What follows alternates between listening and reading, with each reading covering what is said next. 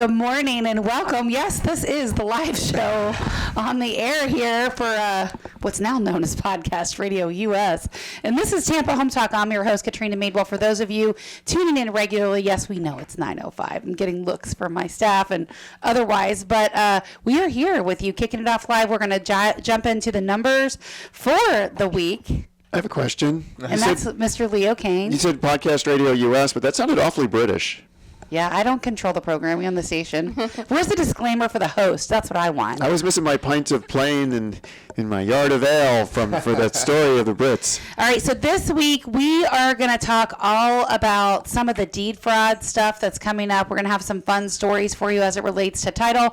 The theory and the topic for the show is really title problems and things that you can encounter. Of course, we're going to talk about the deed fraud scams because we're all over that. I'm going to tell you how we helped a guy this week that's about 82, I think. I'll share the story with him.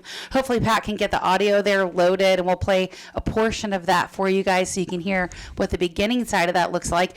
I'm your host, Katrina Madewell, joined by my co-host, Leo Kane with Beryl Engineering and Inspections. Hello. And Mr. Adam Talley with Talley Insurance. He's in the house. You know, he's hit or miss, 50-50. I've been consistent lately. He has been. Give him credit. Jenny Restrepo with Insured Title Agency, our exclusive sponsor for Tampa Home Talk. Welcome back. Thank you for having me again. Wealth of knowledge, really embedded in the community. She's on this stuff just like us, and we can't wait to talk about it. So before we jump in, we're going to talk about the numbers for the week, and then I got some fun facts for August for you guys. Yay. Since it's August 2nd, right? Is it the 2nd? It is the 2nd. Ready or not. Okay. Yeah, all right. So the number of new listings coming in this week at 901. So that's pretty consistent with last week. Very consistent. 903 last week. I thought we had the same numbers. I'm like, did we do a misprint? No, it's the same.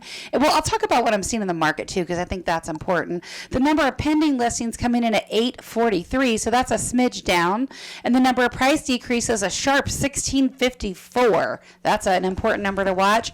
And then the sold listings are coming in at 976, so a little ahead of the pending and the active. That's a good sign. The absorption rate. So we've been looking at this. We're tracking right about like a 4-point-something supply of homes. It's a little different from neighborhood to neighborhood. I manually calculated this in the data. At the moment we were closing out July because I wanted to see how far behind the Florida Realtors numbers were from the actual numbers on the MLS. And I'll tell you, we're still right about a 4-month absorption rate. I expect that to change pretty quickly as we look at the August numbers based on everything I saw in July. So you think it's going to go higher or lower? No, the activity we're seeing, if you remember we talked about this early July. I said we're seeing a weird little lull in the market. It's probably just July 4th, the second week. We're going to watch this towards the tail end of July, see if that summer traffic picks up when maybe people are just out on vacation. I think what we're seeing is here to stay for a minute. We're moving into that balanced market, I think, pretty quickly. I think we're going to be here by third quarter. That's my projection. Balanced market means we're going to get worse. We're going to go up to 6 months. We're going to have a 6 to 12 month supply of homes. Yeah, I do think that's the stabilizing point where we're going to stay. But based on the activity that we're seeing on the listings in the market, the number of decreases that are on the market, sharp decreases, very sharp decreases. The number of limited showings we're having on properties. That's how we measure on the front end what direction we're going before people like Danielle see what's already happened. So question for you, what are you seeing? You said like neighborhoods specifically, some of them are better than others when it comes to the absorption rate. I know you don't know specific details, but are there certain areas where you see it's like taking a lot longer versus where it's moving quickly? Yeah, there are. And what I'll tell you is this changes kind of like the stock market, right? So for you to go, hey, what neighborhoods are doing better than others? I don't know, because it's an ever-changing thing all the time. It moves just like the stock market, right? Gotcha. So for example, when I go in and I'm on a listing appointment, I'm looking at the comps to go over pricing with the seller and determine what's a fair market price the home will actually sell for. So the stuff I'm seeing in my current listings matters where we price it on the next listings, because that's the trajectory and the way the market's going. And so essentially when I pull that listing up, what I'm noticing is I'm pulling back 6 months, but there's a big difference in the 6 months prices versus the 90-day prices. There's a big difference. There's also a big difference in the numbers. So typically what I'll do is I'll pull just like an appraiser and what they follow for what they call the USPAP guidelines. And so you have your address. I'm going to pull normally within a 1 mile radius on that property. I'm going to pull within about 20% roughly on the square footage. If it has a pool, I'm going to only include pool homes. If it doesn't, I'm going to take that out. If there's some unique features, we're going to try to include those. For example, it has like a mother-in-law suite or a detached dwelling or something unique about the property. We're going to try to find those same matches. And so single family, of course, again, single family. And so I'll look at everything active, everything pending, and everything sold for the last 6 months. And of course, like one of the properties I went on yesterday was an acre of land. So on that particular property, I had to go out 5 miles to find ample comps. Not uncommon when you get to more rural settings where properties have more land, we have to go out further, right? But we're looking for an accurate depiction of what is in the market. Like what, if a buyer's looking at a home with land, what other homes are around here with land that they would compare us to, right? Like what other homes, if you're looking to spend $400,000, what else will $400,000 buy you, right? So we're looking all around to see what's comparable in terms of square footage and size, and then updates, right? And so we'll always have this range, and then we look to see what's going on. So what I'm noticing is when I pull this and I look at like the stat sheet, I say numbers tell a story. So when I'm looking at this, I'm looking at the number of pending home sales as a sharper number. So going 6 months back, that number is way higher than the number of active and pendings. Now, some neighborhoods, when I go in to pull comps for this home, I may have a ton of active and pretty good amount of pending or no pending. I had one yesterday. I had 3 listing appointments yesterday. One of the ones I went on had 0 pending. It was only active and sold. That's it. No pendings. So that's interesting because it tells you there's nothing pending. It's all active for sale in that neighborhood. So it means does that mean it's not moving very fast? It means there's not as many buyers in them. That's like the forward direction of where we're going. That's where you don't want to be if you're a listing. It hasn't, correct. It hasn't Gotcha. shown up in the numbers yet, and it will be different from property to property. And there's always some areas, right, that are going to be different than others. But what I'm seeing is a trending lower in prices. I'm definitely seeing that. So I expect our median price will settle down. We're still above 4. I think we're going to settle in the north 3s. That's what I think is going to happen. We'll see. You know, I'm recorded. All of our shows go to a podcast, so you guys can always come back and spot check me. Do I know what the future brings? No, but I think I've been pretty spot on with my predictions so far. Wouldn't you guys say?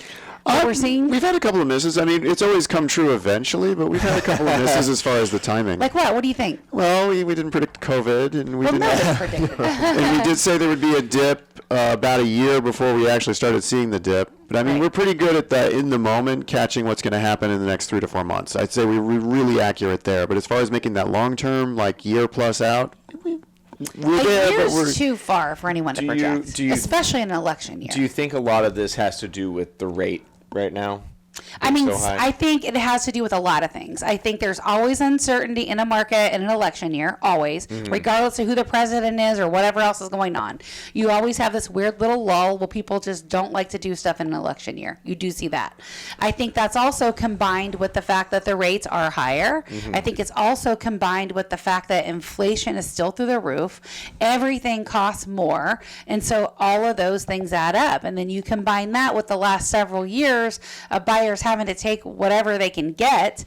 And so the buyers in the market now buying at these higher interest rates, they are choosy. They're noticing every little thing. Correct. They're nitpicking fantastic homes apart, like homes that really, it's a great home. There's nothing wrong with it. It's solid. Things are updated. They're nitpicking little things. Well, they think they have more options. They do, and they're getting more options. So anyway, we're seeing that in the market. And so, you know, looking at these things like the number of pendings at 843 where the number of new listings come in at 901, that's minor. But if it continues, it moves us towards that balanced market, right? And so week over week, month over month, we're looking at this data to see how it stacks up. But I can tell you right now, and I just did a whole video on this, and if you want it, you can call or text 813-377-2775.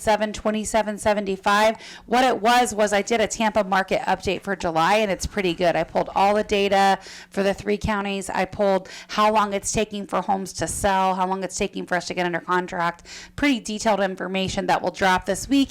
If you follow me or subscribe to my YouTube channel, you're going to get that already, or you follow me on social media, you're going to see that. But if you want me to text you a link Just call or text 813-377-2775. It'll give you more of an in-depth look at exactly what we're talking about today. I think the video is about 4 minutes, but if you're interested, you'll want to watch it. 813-377-2775. Again, 813-377-2775. When we come back, I'm going to talk about some fun August facts that are just pretty cool little things.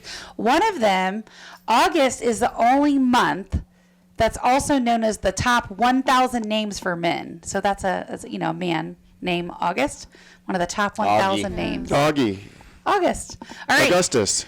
We're in August 2024. This is Tampa Home Talk. I'm your host, Katrina Madewell. When we come back, we'll chat about a couple other little August fun facts, and then we're going to dive right into the meat and the potatoes of those title problems we're going to see. Stick around.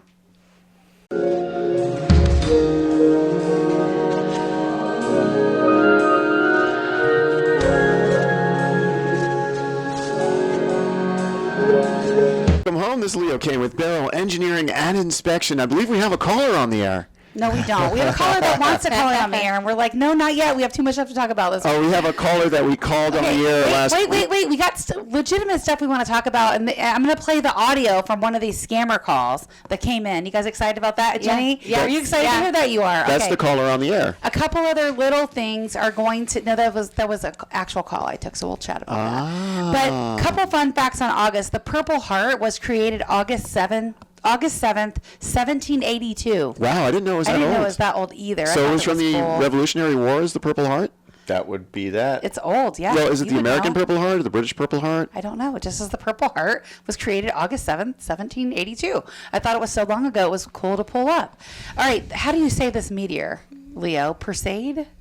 Oh, Perseid. Perseid? Mm-hmm. Meteor shower occurs once every year in August, depending on the year. And it can be one of the most spectacular shows in the sky. The National Sleep Under the Stars night is the perfect holiday to experience the event. I thought that was cool, right? Little fun fact for August. What day is it for this year? I don't know. I don't have the day. Sad. But here's the fourth fun fact that I wanted to pull up, which directly relates to our show. More people move during August than any other month. Got to get ready for school. So whether they bought or sold a house or they're moving into a bigger or smaller apartment, doing so in the month of August seems to be the month over any other month. It's kind of like a nationwide sort of thing, right? That makes sense. Which makes sense, especially in those northern climates. Isn't it back to school next week or the week after? Yeah, it's real soon. It's right on the corner. The 12th August for 12th. for Hillsborough County. I generally don't care because I don't have a child, but I do care about the extra traffic in the morning. Yeah, Yes. for sure.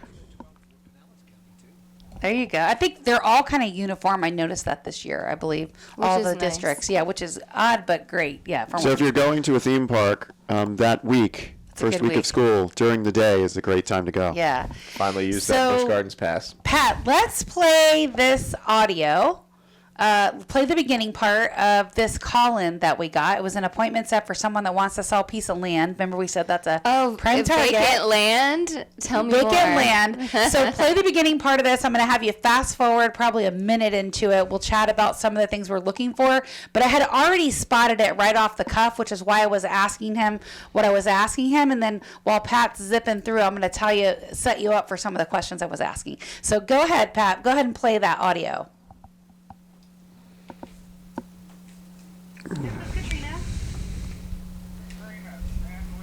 Oh, sorry, that's the wrong one. Pull it down. That's the real Stanley Jones. Never mind. Okay, that's the real Stanley Jones. I think I sent you the wrong one. Shoot. Well, maybe we'll play a beginning part of that in a minute. Anyway, for the sake of the show, since we're live and the clock is ticking, I'm not going to pull it at this point. But so I had got this call from this guy. He said his name was Stanley Jones. A little bit of an accent, right? He tells me he wants to move his. We always ask why people are selling. What are you doing? What's the plan to liquidate the assets? And he says, well, I want to liquidate my assets from Tampa, and I'm moving to New York. Blah blah blah. All this stuff, right? So I start asking him because I have a feeling, right? And I'm like, Right. well, how much are you thinking you want to get for this? Mind you, this is a property on the river. He says 200,000. And I said, oh, okay, yeah, great. And can you tell me, how long have you owned the property? Mind you, I've got public records open right in front of me, and I can see how long he's owned the property. I just want to see what he says, right? And he's telling me 3 or 4 years. In the meantime, the real Stanley Jones has owned it a lot longer than 3 or 4 years. And by this one, I've already clicked around, so I know that Stanley Jones also owns the adjacent parcels. We're going back and forth on the address a little bit. And then what else did I ask him? I asked him a couple of other things that were all related to public record information, which he should have at least had nailed if he was going to talk to me. Oh, I asked him what his mailing address was in New York. He said, I'll send that to you in an email. Well, I could see the mailing address was already a different address in Tampa, not New York. And then on top of that, I just said, I knew it was a scam call, so I just said, okay, I'm going to get everything together, and I'll send you a comparative market analysis. And since you're moving to New York, I need to go ahead and get your ID, so go ahead and send that to me by text or email, since I can't see you face to face and you can't come in the office. Mind you, I already knew he was a scammer call, but anyway, he said, okay, yeah, I'll send that back. Now, if I continue to engage and I send him a CMA or a market analysis, which most agents are going to do, he is going to send me back a fake ID. He is going to do that. No, definitely. Yeah. So, with that being Probably said, says official on it. That's how you do it. Jenny, they're real fake IDs. Yes, I've heard of the, you're asking for the ID and they're sending it in and it looks perfect because they know how to use Photoshop. Or, photo editing software has gotten so easy to use now. It's not, you don't have to have computer hacking skills to be able to come up with a fake ID. And I think one of them that I heard from another title partner was they sent in a Sam's Club card, and the reason that they caught it is because the number was the number of the fake customer of the picture of a Sam's Club membership card on Google. Like if you Googled a Sam's Club membership card, it was the number was 1 2. Yeah, that number was the number on this one. But the names matched. 888-666-777. That's actually not a lot of people are going to check that though. I mean, that's smart. Yeah. So what's the guy? So this guy called you to sell this property. What's his? So he's trying to bring you in on this fraud, not like... Yeah, he's trying to get me, he's trying to rope me into sending him a listing agreement so we can get on down the road. If we can get the FBI involved in this, I'll do it for real. We'll set them up and try to sting them. I mean, that's what we should do. Here's the unfortunate truth is the FBI doesn't care. They don't care. Yeah. It is true. So with that being said, I was able to catch up with the real Stanley Jones. That was the beginning part of the audio that you heard. Do you guys want to play part of that or no? Yeah. What does the actual Stanley Jones say about this? Well, okay. Well, I talked to him Is he a celebrity? a lot. I mean, I'm talking about the actual Stanley guy. No, I didn't know. I'm going to look him up. I found him. But you've talked to him since. I've talked to him since. I actually ended up talking to him for about an hour yesterday. It's a pretty fascinating. Shouldn't we change the show? Go ahead and play it. Should we change the name to protect the Does he want to interest? list the property and sell it, though? He said he might for the right price, but I can tell you it's not $200,000 on the river. $3 million. Right. What river is it on? Hillsborough River. Oh, wow. Okay. Yeah. Hell yeah, Stanley Jones. Let's go, buddy. I thought we changed the names to protect the innocent on these things. Well, it's the real okay. Stanley Jones I don't is think the innocent. real Stanley Jones will care, and it's in public records anyway. So, okay, let's play the beginning part of that for just a minute, Pat, and then I'll tell you when to pull it down, and we'll chat about it a little bit more. If there's any sensitive information, pull that down, like addresses and stuff. Pot that down. Now you won't know until it's too late. Well, no, he can pull it down. We got a 5-second buffer. Oh, that's true. Are you there, Pat, or did we lose you? I think he might be doing traffic and weather. He might be. Shoot. Well, that was not very timely. Oh, well. Speaking of traffic and weather, we got a little storm brewing. We do. So anyway, I have to laugh at these storms. I mean, this one, it's... You're just mad because Beryl didn't make an impact. Beryl made a huge impact. Beryl set a whole bunch of records, and they didn't retire the name of the storm. That was great. Beryl was the first storm of a Category 5 that early in the season. Stayed Category 5, got almost to what they consider Category 6. It set a whole bunch of records, and then it did not hit my favorite country in the world. It just went straight north of it. Talking about Belize? Talking about Belize. So, I mean, I'm very happy with the way Hurricane Beryl went. Now, this storm in particular, it's been a yellow X for most of the week, which means that it's really hard to predict, so models are going all over the place. So you look at the Jacksonville newspaper, it says it's hitting Jacksonville. Look at the Palm Beach newspaper, it says it's hitting Palm Beach. You look at the Tampa Bay Times, it says it's hitting Tampa. So now it's an orange X, so it's a little bit more defined, but it seems to be tracking further west. But now they're expecting it to do like this horseshoe hook. Now, Adam, before the show started, was asking me what causes these hooks, and that would be the Gulf Stream. So you have to think, in the toilet bowl that is the Gulf of Mexico, you have a ring going around the outside, just like you would in your real toilet bowl. Clockwise or counterclockwise? It's actually going clockwise. So when you flush, you know how the water spins around the top of the bowl and then moves down? Well, that's what we have along the land. So we have this nice warm water that's coming up from the southern part of the Gulf and the southern part of the Atlantic. It goes up around Texas, through Louisiana, gets all that muck and mud, ruins our beautiful beaches here, brings us the red tide, curves around Miami, and goes back up the East Coast. So when these storms come around the south part of Florida, there's this huge Gulf Stream current pushing it, but it's also fueling it because it's warmer water, but it's pushing the storm further to the south, and that's what causes these hooks. And ultimately, because of where Tampa is located, the two pieces of the Gulf Stream are hitting the storms, which is why we have the Indian burial ground, as some people think, Yes. protecting Tampa from direct hits. And it's because of where the Gulf Stream is located and the fact that it hooks, we have a natural buffer that the storm has to jog around or just be strong enough, like a Charlie or an Ian, to just barrel through. No pun intended. Now, Oh, thanks. glad He's you're back. Glad you're back, Pat. We were looking for you. I'll kind of do my little tip on this while we're here. That way we can focus Move on on. title after this. While it's still a wave or a little depression, we're still fine. However, Next week's all different. this is probably not going to affect us with this particular storm. But if you're looking at buying a house, or you're looking at switching your insurance, or you're looking at doing any of these things, what happens is if this is a tropical storm and it gets close enough to Florida, the little box, as they like to say, carriers will shut down production. So if you're trying to close in the next couple weeks, I would call your agent today. Get it Make sure you bound. get that bound, Get it get it paid. wrapped up, get it paid, and then you don't have anything to worry about because, we had a carrier when Ian hit, they shut down and they never opened back up again to this day. So wow. think about Wow. that. Yeah. Which one was that? We'll talk about it later. So if they had bound and they already got their policy, it gets transferred to another company. No, Receivership? they're not in receivership. They're still active policies. They didn't write They any just new didn't open business any new since ones. Ian. Got it. They're a Okay. big national brand. Oh, I know All the one right. you're talking about now. Well, this is Tampa Home Talk. When we come back, we're going to chat about some of these title fraud issues. We're going to chat about some of the title problems that Jenny has seen and so much more. So stick around. Oh, we didn't-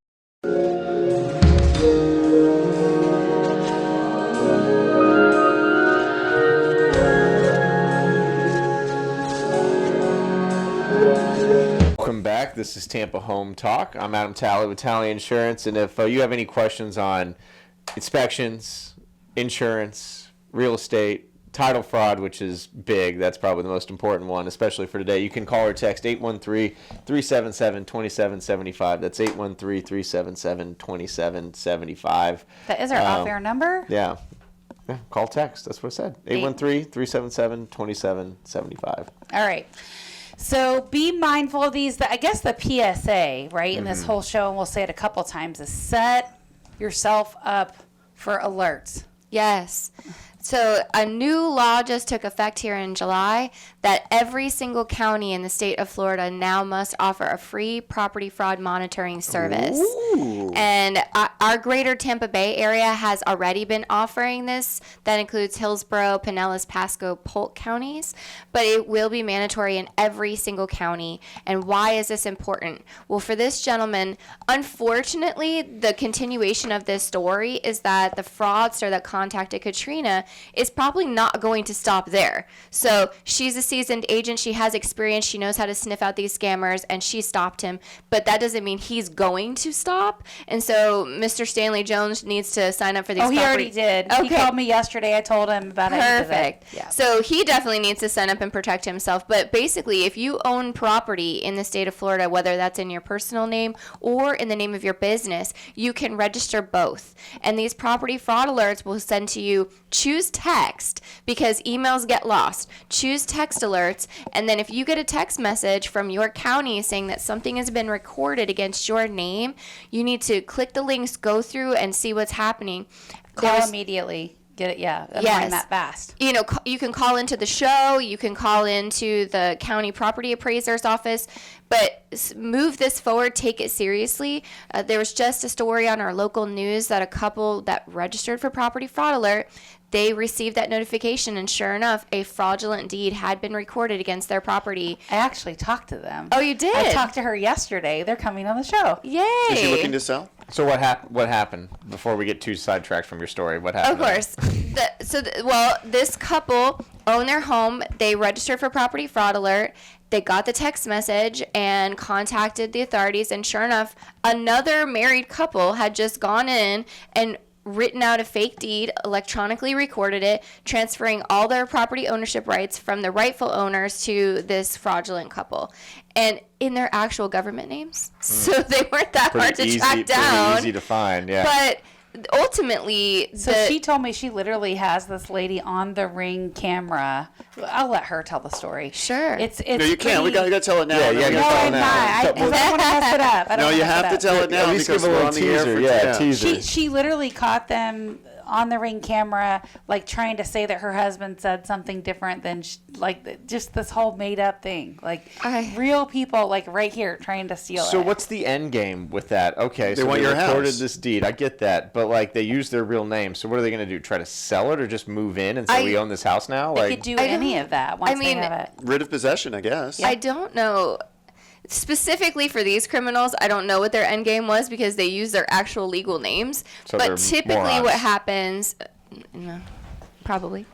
But typically what happens is that once you have stolen the title, so now on paper it looks like you own this property, and if there's a mortgage, that's fine. They can record a fraudulent satisfaction of mortgage too. Which is so now it crazy. looks like criminal A owns your property, owns it free and clear, and the next step is sell it to an unsuspecting third party and get that money, or start to mortgage it and take out home equity loans and stuff like that to get money out of it, and then that attaches to the property. Yep. So now you're living in your home, you're paying your mortgage, and all of a sudden you're getting foreclosed on, you're getting evicted because you had no idea that these things were happening. And so there was the other criminal I've spoken about, Michael Bogstead, he was double dipping. So not only was he stealing title, he was also recording a fake assignment of mortgage to his own fake mortgage company so that if he was able to go forward with the sale of the property, he would get the sale proceeds and the mortgage payoff. So in the situation where the bank, a real bank, is foreclosing on your property because they think you have a mortgage which you don't, that gets unwound. It takes a court, but it gets unwound, doesn't it? They can't actually steal your home from that. Here's the not so fun So part of the this is truth of why this story. We're Ask the gonna question. bring Ask the this- question. Well, we're going to bring this couple in. They're going to answer that. But the burden of proof is on the homeowner to prove that you did not sell this property to these fraudsters, that you did not take out this loan, and it all does attach to your property. So when we first started going down this property fraud journey, and I was doing a lot of research and looking for articles and real stories, I found a story out of Miami where a woman had inherited her family home, so from her parents who were deceased. She was the rightful owner living in the property, and this woman who actually ended up defrauding 7 different people stole title to her property, sold it to someone else who had no idea that it was fraud. They bought it as an investment, evicted the woman who was her rightful home. She was homeless, and it took, I went and I did all my deed research. It took 3 years for the state of Florida to record a corrective deed restoring her ownership rights. Wow. So another article that I read out of Brevard County is a judge in that county was very shocked at, he was presented with a case involving deed fraud and realized that you now having done nothing, the rightful homeowner, you have to hire an attorney, you have to file a quiet title suit, you have to prosecute this to restore your ownership rights when you didn't do anything wrong. And so it's catching on in our legislature and amongst judges and law enforcement that this is becoming a bigger problem. And because in Florida we have so much vacant land, there's a land of opportunity, we have a lot of seniors that can be preyed upon. Fortunately, it's on the radar, but the criminals are always moving faster than our law enforcement and our legislators can keep up. So they are taking some precautions. There's a test pilot program where they're requiring additional documentation for electronically filing deeds to try to curb some of this ease of fraud by our electronic systems. Because I know you guys do e-record everything now, which made it super easy and convenient. But honestly, I think deeds should have to be recorded in person so that they can catch whoever it is on camera, right? And I think they should also pull the public record system down. I do not believe it should be widely available on the internet, and I think you should have access to it if you're a real estate pro like me, because we obviously need it. Appraisers would need it. Title companies would need it. Perhaps insurance, but you should have to be licensed and registered as a professional with a license to even have access to that. Even if you just had to have a login and password to access the information, they could track when I'm logged in under my credentials, what I've clicked on, what IP properties. Addresses. Exactly. But it's called the public record. And you should, there's nothing get a wrong with free having, login. Listen, it's still available on public records, like at the courthouse, how they used to do it, but I just don't think it should be widely available on the internet because of the fraud. So if I want to avoid such fraud and have this text thing set up, where do I go?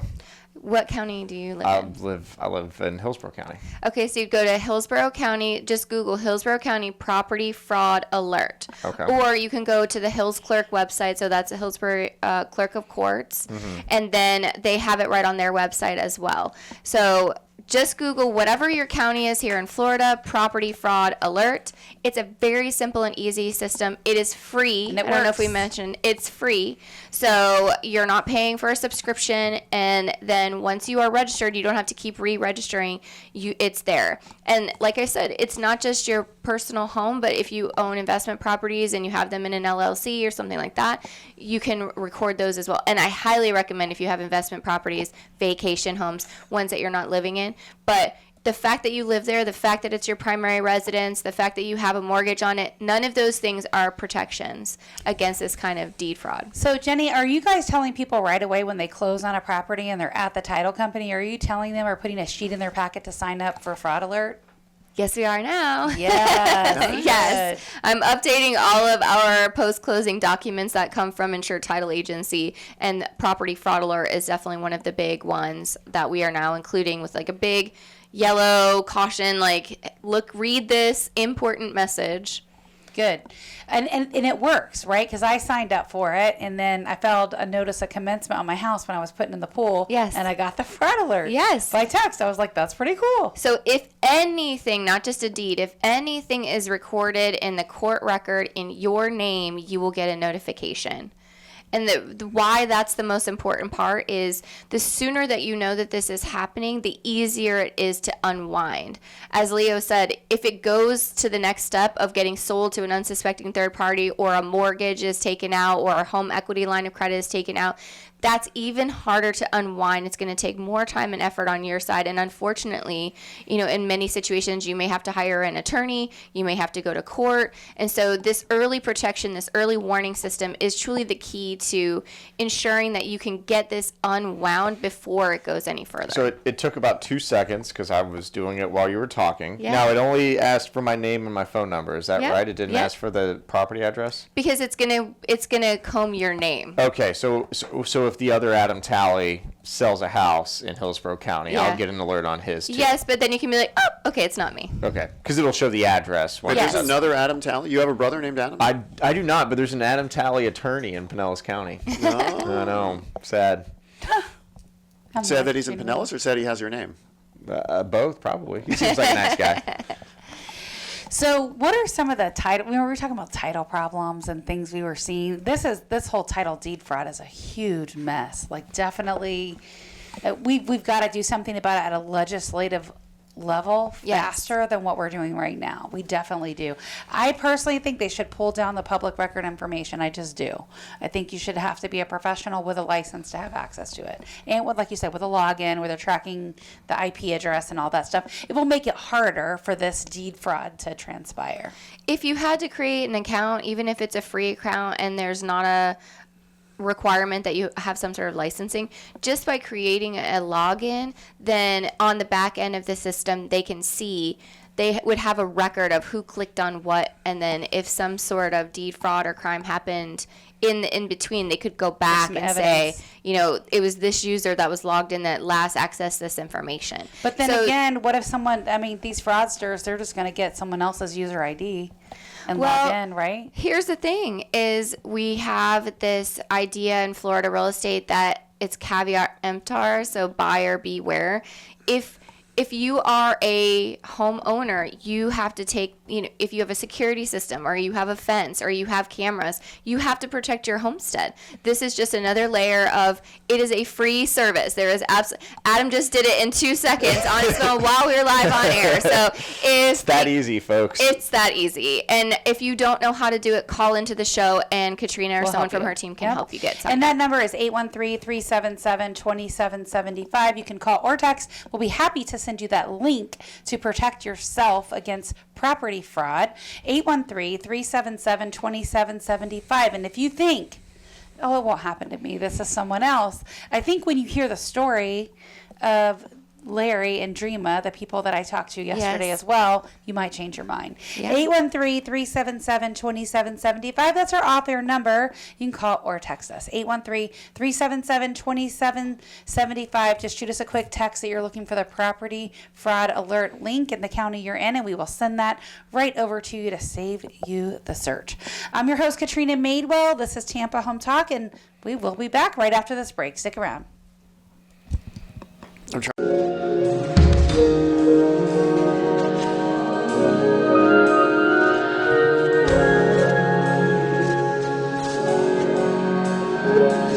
I'm back. We're still trying to figure out how to protect our properties over here. Leo's doing it too. You're gonna have a couple I already safe properties did it. in I'm just this gonna house. make sure I didn't forget anything. Yeah. I'm gonna have to go home and tell my parents about this. Make sure they're protected. It's really a Absolutely. big thing. It's bigger than people think. So it's, and it's not the only thing. There's a whole bunch of title mess, right? You got some stories we're going to talk about this morning? I do. Go So for it. title fraud is obviously one of those things that you have no control over.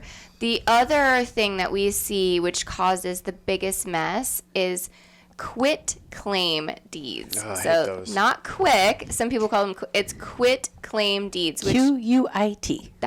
Yes. So what is a quit claim deed? Well, typically that is the type of deed that you would use to transfer ownership, oftentimes between family members or something simple like that. What you usually have is a warranty deed, which means that you're transferring your ownership rights, and those ownership rights are warranted because you did a full title search and you ensured that when you transferred your ownership rights to this new owner, that it was free and clear of any debts or encumbrances. But it is possible, like, for example, if you buy a property at auction, that you're just going to get a certificate of title. That certificate of title does not guarantee that this property doesn't come with a bunch of baggage. So you do own it, but you also own potentially any other All the problem. trash. All the garbage, which usually they're full of garbage too. So you get all of that plus any title garbage transfers with the property. Which can be fixed, but with It can, exactly. For a So price theory. it depends on how much and what it is, but yes. So for example, I had a lender partner call me and he was like, we're trying to close this deal. I'm representing the buyer. Their rate lock is about to expire. This title company, not insured title agency, this other shall not be named title company, they're dragging their feet. They've been, delaying us this whole time, causing problems. They're the reason that we've had to have an extension. Real thing with the buyer losing their rate lock. Yes. It could cost them tens of thousands. Well, something I want all the listeners to know is a title company is not a party to your contract. It's a vendor. So a title company having issues that are their own problem that's Not delaying yours. your contract is not your problem. pull that contract and send it to a reputable title company like Insured Title Agency and get it closed On time. Because if you start working with a third-party servicer that is not providing you the service that you've requested, you don't have to move mountains to move that contract. That you don't owe them an allegiance or anything. You didn't sign a contract with the title company. So I say that it pertains to us too, but I hear too many stories of agents saying that the title company caused us to close late. Why? Just pull it Because they and move think it. they have too much control. That's why. No. They're a vendor. They are a vendor. Just like if you hire someone to cut your grass and they do a crappy job, fire them and hire someone else. You don't have to keep going with them because, we already started this relationship, so I guess I better see it out. No, you're not dating. I've had knockdown, drag-out fights with title companies that... I believe it. That literally, like, we represented the buyer. They're delaying it for whatever reason. Yeah. Maybe the lender was delayed getting the package. It's definitely not the mortgage firm with Sarah Cricky because they're fast and early and their wire is always there. But sometimes if the buyer's hell-bent on using their own lender, they might have delays, right? And if it's a Friday afternoon, the buyer's going to want their keys. And so I've had times where, contractually, it has to close on that day and it's running down to the wire and the title agent doesn't want to do it because you're like, oh, I don't want to work that late or I don't want to do this or that. So the advice I have in that situation is, if you are on the buy side and you're not quote unquote controlling title, set expectations on day one. If you don't know this title company or this closing agent, introduce yourself as the agent or the client and say, here's what I expect. If this comes down to the wire, I'm staying and so are you. I want this kind of communication. This is my expectation. I want you to go ahead and order a estoppel. Set the expectation and let them know this is how I do business. And then if you get that, you have your spidey sense, pull it. I'm sorry, but you're not providing the service that we requested. I'm going to need to move this to a partner that I know can get it done. Yeah. But this lender partner was calling me. It's like 2:00, and he's like, "We need to close this tomorrow. Is there any chance that you can close it?" I'm like, "I don't know. Send me everything that you have." So he sends me what he has, which was the title commitment, the contract, and I looked at the title commitment, and basically within 30 seconds, I was like, "Have you read this? Have you read this?" I go, "You're talking about the title company not being able to close. I don't know that you're able to close. Did anyone look at this title commitment? It is a hot mess." He's like, "What do you mean?" I said, "Well, first of all," so I'm looping back to the quitclaim deed. First of all, I'm looking at a handwritten quitclaim deed transferring ownership from the prior seller to this current owner, alleged owner. That's always a red flag. Red flag. Handwritten means that y'all downloaded this from the internet and tried to do it yourself. Highly advise against. 0 out of 10. Like, even if you're doing this legitimately, like, even if legitimately, Adam, you say, okay, Katrina, I'm going to give you X dollars for this property. We're just going to do it ourselves. We don't need an attorney. We don't need anybody. We're just going to do it and handwrite it. So many title problems come with that. Clouds on title, legal descriptions wrong. We had a woman, separate story, legitimate but people. Yes, separate story, but we did have an elderly woman who had inherited this property from her father 30 years prior. It was her father. He gave her the house. And unfortunately now father is deceased. She's getting older. She wants to sell the property and be able to move into a retirement community. They did not execute the deed properly. So what happened? What was wrong with the deed? Do you know? Do you remember? There was a typo in the legal description. Oh, there we go. I said the legal description, didn't I? So what happens in that case? What happened to her?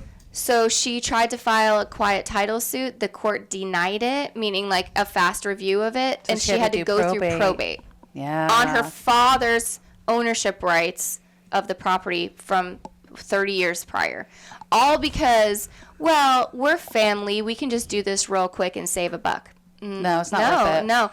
Now, if dad was not deceased, we could do a corrective deed. It's not a big deal. But typically in those situations, if it's an inheritance property, that person is no longer with us. And so therefore we cannot have them posthumously attorney, signed. get a ladybird deed filed. Do this correctly, because the consequences for doing it incorrectly are going to come back way later, and they're going to be a way bigger problem than just simply going to get a flat rate done with an attorney and have this done correctly. What are some other title problems you see like that? That's a big one, like handwritten paperwork on your own, or not even handwritten. Like, Did they deliver it by carrier DIY pigeon? paperwork. Like, what happened? I mean, it sounds crazy, Adam, for your generation, but like back in mine, the handwritten stuff wasn't. Oh no, it was normal. In our file room, we have stuff that was was written on carbon paper Yeah. back in the 80s. Like, it happens. Like, Actually, on our That was still conference around. table, so if you come to the Insured Title Agency office, under the glass of our conference table is the chain of title of the owner's family farm from Missouri, going back to like the 1800s. And there are these little documents in handwritten pen and cursive writing. Like, can't even see. yeah, you're like, this is all it took to buy and sell a property. Yes. Well, there's yes. actually the Pioneer Museum in Dade City. I know that's because I went on a field trip with my kids there. They have all this old stuff, including old public records that are real public records Yeah. in Pasco.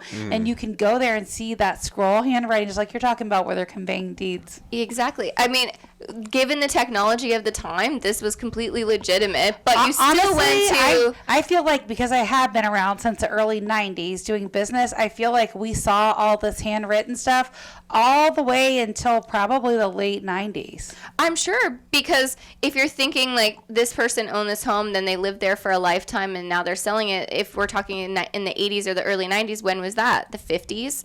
They were handwriting things. Maybe it was a typewriter, but Oh, it was definitely a doesn't- typewriter in the 90s. It was. it doesn't make it false or inaccurate. But in today's day and age, It's a red flag. when you see something, if you see a quit claim deed, questions must be asked. What happened in this? So going back to that lender's story is, I'm looking at a title commitment. The deed was the first problem. The next problem was that the prior owner has liens, debts, judgments, and they are all on the title commitment because those don't go away when you sell the property. The entire point of things attaching to your property is so that there's some sort of guarantee that these debts could be paid should you transfer ownership of the property. So for example, if you go to sell your house and you have a judgment, you have a utility lien, you have code enforcement liens, those must be satisfied out of the proceeds of the sale in order for you to transfer the property from your name to a new buyer if you go through the proper route.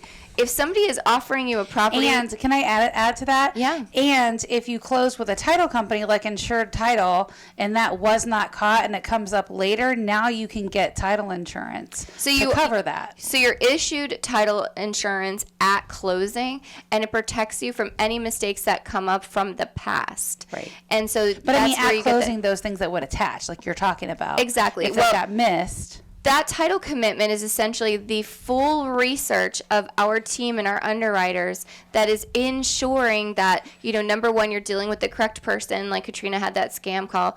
First, we're vetting the seller, making sure that we've got the correct rightful seller and all of the sellers, because there could be more than one. So to wrap up all of that is, don't go around not using a professional real estate agent, not using other professional licensees, going through the title company, getting that full search, getting that owner's policy, because that is the only way that you can be guaranteed that what you think you're actually buying and receiving all of those ownership rights. So did the other title company mess up, or were they in the process of trying to figure that out? Oh, they messed up because Okay. no one seemed They to didn't know. tell- they didn't tell them that. Okay. So the contract doesn't It looks obligate. like our extra 5 minutes, we're not going to get it because I hear the music rolling in. So we're going to call that a wrap. And Oh, boy. maybe we'll get an extra 5 minminutes next And week. come back to the Yes. microphone. Well, Tampa Home I'll Talk. never run out of stories. Love where you live or we're going to fix it. Welcome home. Love where you live.